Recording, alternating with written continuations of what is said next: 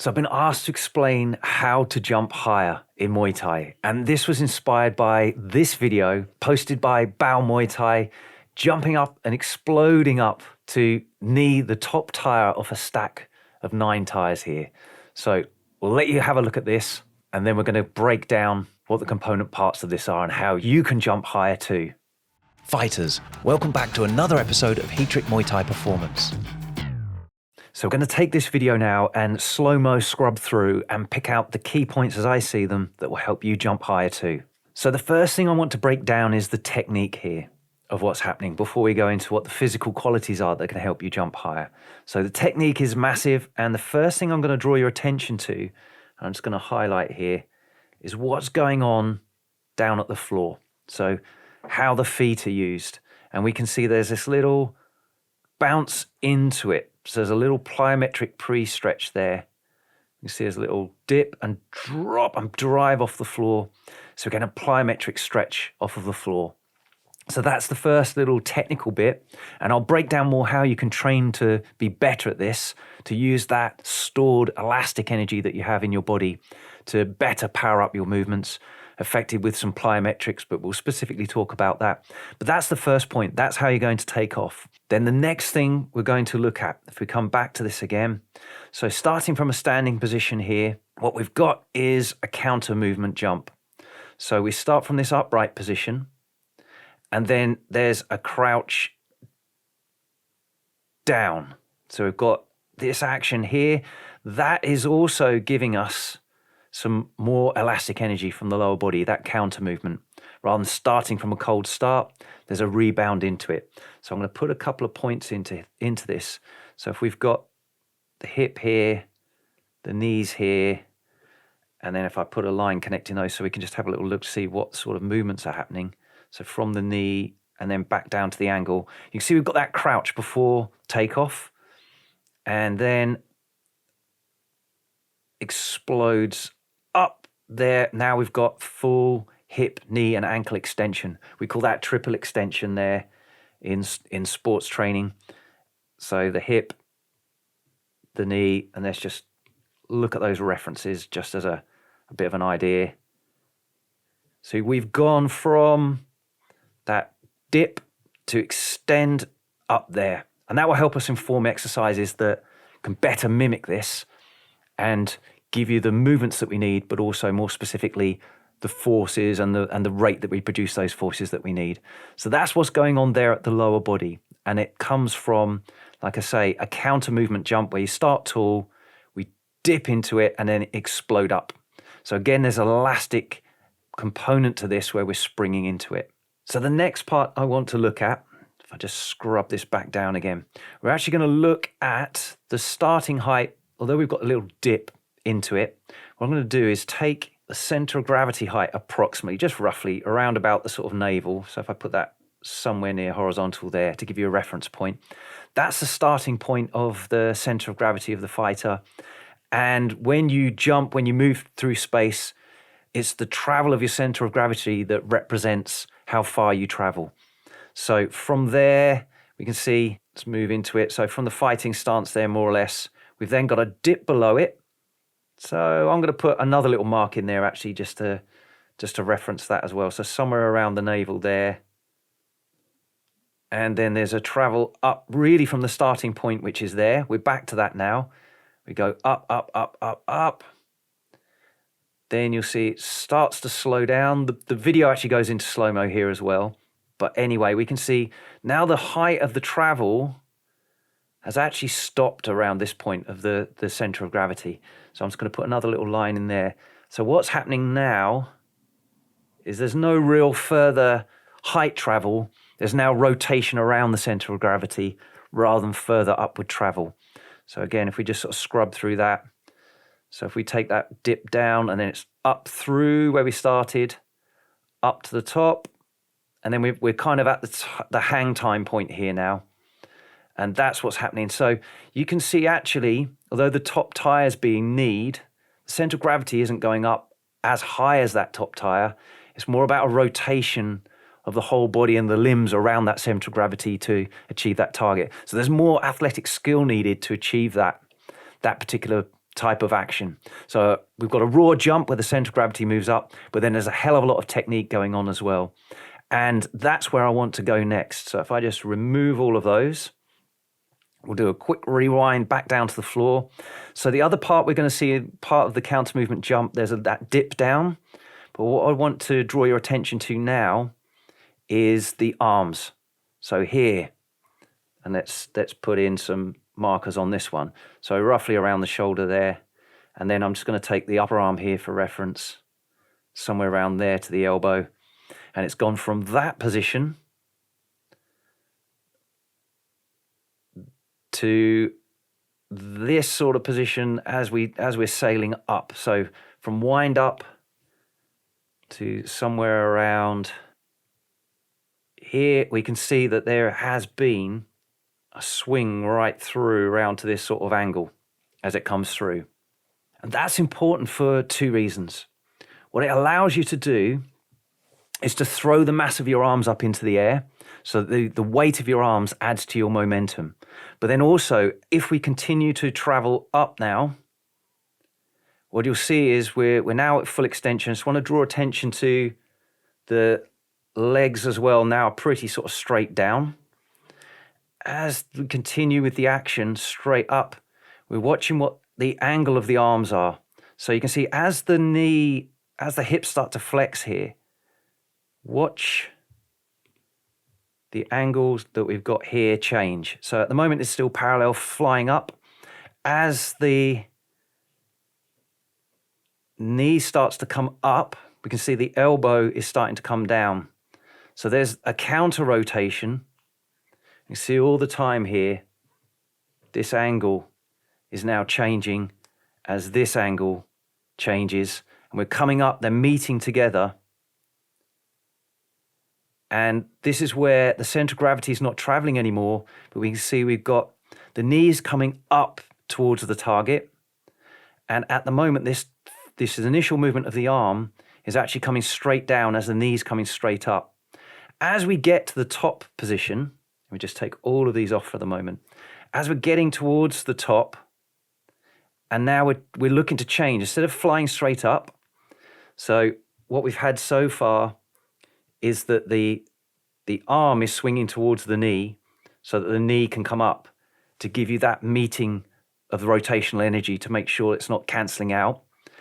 What we're looking to do now the knee's coming up to target, that knee actually now wants to swing around in rotation on the center axis here.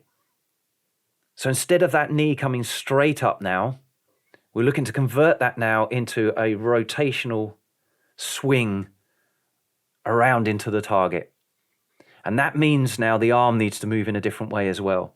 So this is what I want you to look at now. So instead of that arm swinging straight down, you're now going to find that's about to swing around to the side as the knee kind of comes around in an opposite rotation to it. So let's just look at that through. You can keep your eyes on that. So like I say, initially, arms coming straight down, knees coming straight down. Now we need to convert it into a rotation. The arm's about to swing around to the side as the knee comes round, and we've got a rotation there to get that knee to strike forwards into the target and not just come straight up into it. So let's just have a little look at that again. So we've got vertical movement, and now we're trying to convert it into rotational movement. And the thing is, the fighter's up in the air now. The center of gravity is up in the air. In order to affect a change of motion, there's no floor to push off to get a rotational force now. The only way you can do it is to kind of get an equal and opposite amount of momentum rotating the opposite way. So that arm has got to throw back to allow the hip to torque into it. And we can see the hip here is moving forwards into the target. It rotates and there's that twist, that rotation. And you can see the snap of the hip is matched by a snap throw of the arm. You've got to have that to generate that when you're in midair.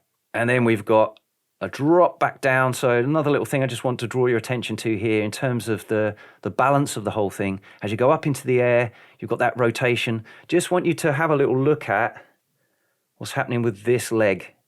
That at the moment is just staying pretty much pointing straight down. And it's the undercarriage for your landing. So let's have a look at that. So it's knee, all of that job's done.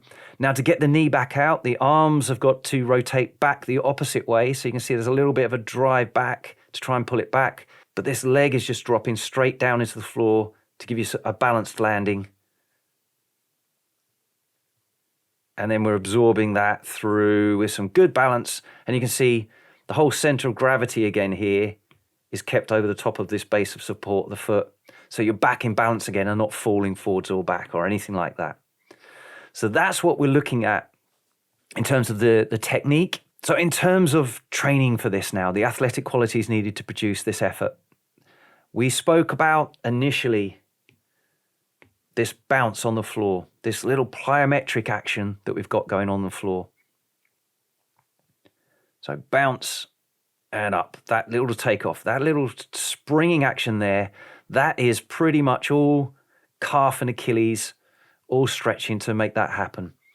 And the timing of that, let me just get that up. So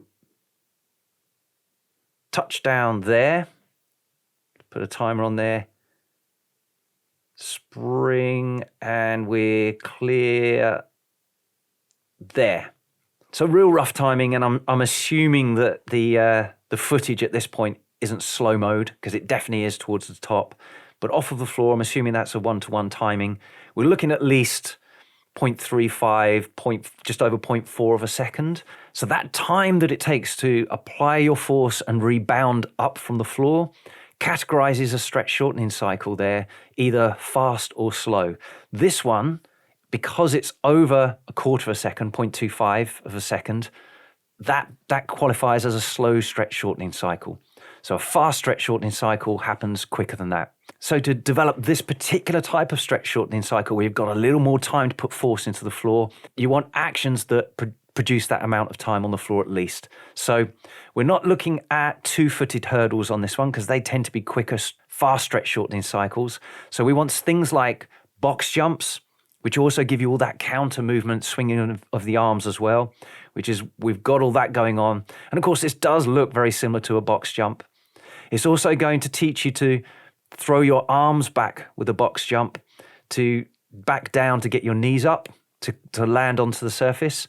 So something to bear in mind with a box jump, it's not necessarily how high you get your feet up, it's about how your center of gravity travels. So with this, as we've pointed out, center of gravity is kind of stopping around that sort of height there now. Now it's all about rotation about your center of gravity. It's not really going up any higher. And it's the same with a box jump. You'll see people will really athletically be able to get their knees up really high and towards their chin almost, and get their toes up onto a ledge. Although that will help, I guess, with the skill of bringing the knees up through. It's not, it can train you to cheat how high you are actually jumping. And we're more interested in how high can you get your center of gravity up.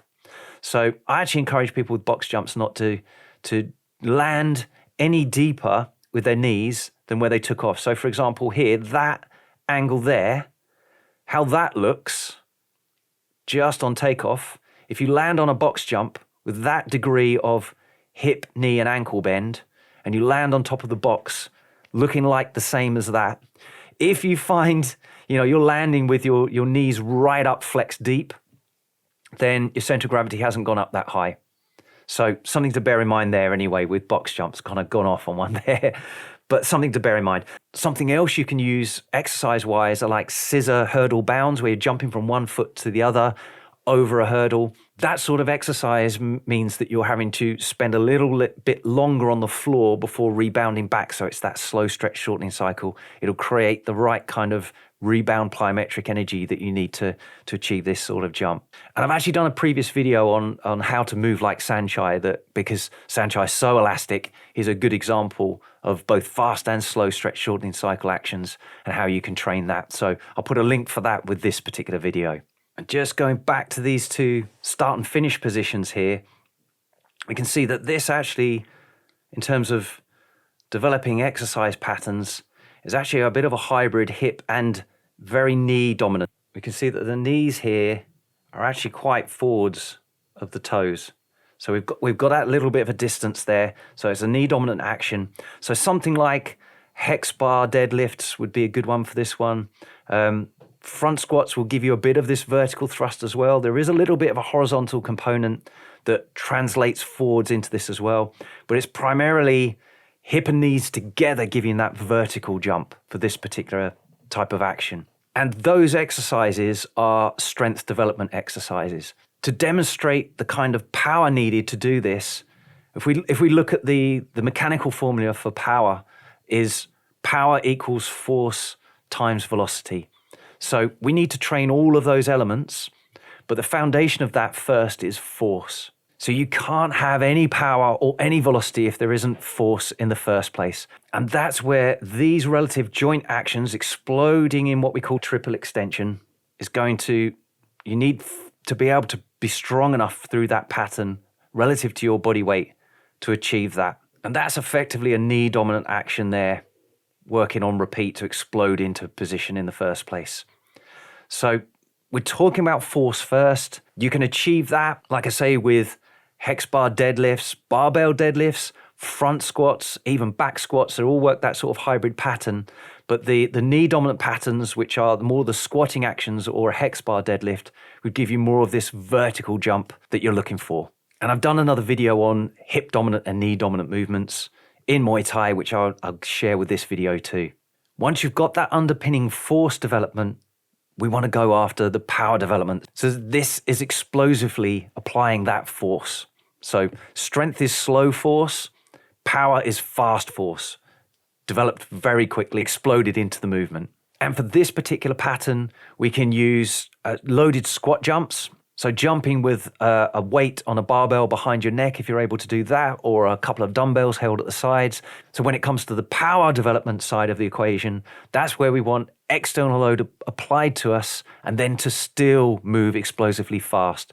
So at the strength end of the continuum, the heaviest stuff moves the slowest. We want it to be a little bit lighter now, but to still try and move explosively fast with it. And things like squat jumps are ideal for developing that side of the equation. And of course, Olympic lifting variants, all those kind of things really overload that and develop your timing and skill and proprioception, that awareness of where you are spatially to produce really nice movement patterns. And you can use kettlebell swings here too, although it's a little bit more hip dominant, a little bit more horizontal thrust rather than vertical thrust.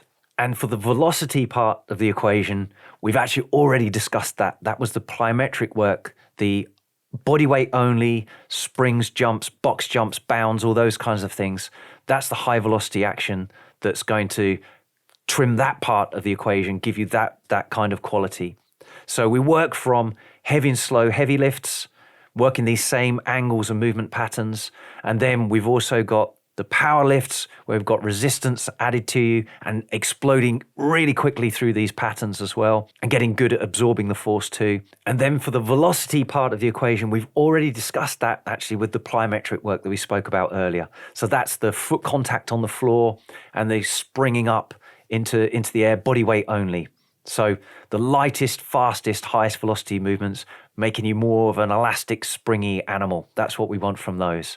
So by combining all of those elements, we've got the skill of jumping and the timing and the spatial awareness of where you are, the rotation, the counter rotations of parts of the limbs, the awareness of where your center of gravity is, all of that sort of travel going on. And then we've got the athletic qualities of strength, which is force production, power, which is the Olympic lifting, the springing, loaded movements, and then velocity, which are the speed and plyometric exercises that you've got. Putting those all together will actually give you the athletic qualities needed to achieve these sort of things too. And it's probably worth mentioning as well, just as a final point, the lighter your body weight in comparison to your relative strength and power, the higher velocity and the more power you're going to be able to exert as well. So fighters in weight categories, it's strength to weight ratio, it's power to weight ratio we want, not just being the biggest, most powerful person you can be. It's about how much power can you produce relative to your own body weight. And that's what will make you excel in your weight class and be able to achieve these kind of explosive movements if you're looking to train those up. And of course, the final element is the skill of throwing that jump knee as well. Repetition of your Muay Thai skill to get all of that together crucially important. If you're looking to develop maximum height, just be aware that you're not doing too many repetitions of that kind of practice. So we're looking for really 5 to 10 reps of a jump like that, then take a break, come back to it. They should be explosive every time. If they start feeling a bit jaded and you're not getting so high anymore, you're not developing your maximum explosive power anymore. You're starting to work more power endurance, and it's not going to amplify that jump height that we're looking to achieve as that one-off, bam. That's what we're looking from that sort of training. So fewer reps, bigger rests, come back to it. If you're just relentlessly doing endurance, you're training something else and your jump height's not going to improve. Thanks for listening. If you found this valuable, please like, subscribe, and share with someone else it could help too. Please give the podcast a review or comment below. We'd love to hear from you. As always, you can visit heatrick.com for more Muay Thai performance podcasts, videos, articles, and guides. Catch you next time.